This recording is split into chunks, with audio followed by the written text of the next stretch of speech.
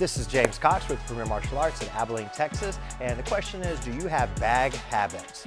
Bag habits. So all bad habits have their consequences. I love a heavy bag. You know, if you're doing boxing, kickboxing, MMA, or just fitness in general, the heavy bag is great to have. It's going to give you so much strength building. I mean, how do you hit harder? Well, you hit harder to then learn how to hit harder, right? So you have that power, that resistance of a heavy bag, and what a workout you can get, man. The amount of calories that you can burn, and it's fun. It's a stress release on top of just all the other added benefits of a great workout to get your cardio, your strength, endurance, and everything that you need there. But bag habits would be a few things. One, there's no consequences. So we all have to have accountability, consequences. You drop your hand in fighting, you're going to get hit. You drop your hands on the heavy bag, you're not going to get hit. Now you can have a coach, hopefully a good instructor, to overlook, to give you those tips and pointers. Hey, you're dropping your right hand. Hey, you need to keep your hand up, whatever it might be. But when you're on the heavy bag yourself, that's the first bag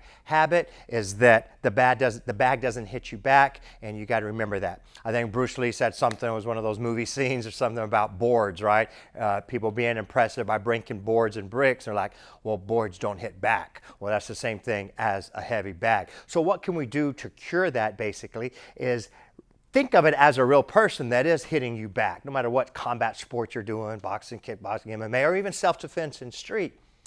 You need to think at any given time, this bag is a person that is hitting you back. So instead of just posing, and this is where you see fighters do your turn, my turn. This also comes from partner drilling. Okay, your turn, okay, my turn.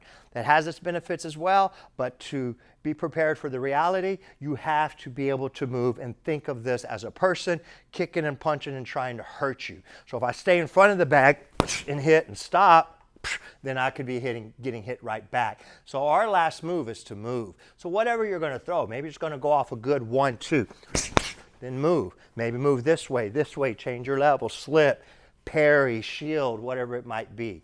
Think of the bag as somebody that's hitting you back. Another bad habit, or bag habit, is that you push the punches instead of returning them. So what we like to say comes from basic karate, is the return is as important, or maybe even more important, than the delivery. And this just simply means bring your hands back, and your legs for that matter, kicking is the same, quickly, so you can get back to 2 legs on the ground, or you can get back to your hand up so you can use it again, you can defend.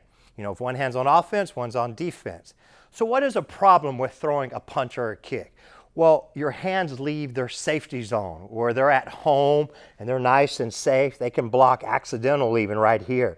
But to throw a punch, opportunity to also get punched. So if you can hit someone, that means they can hit you. So what we want to understand is to return that punch a lot faster.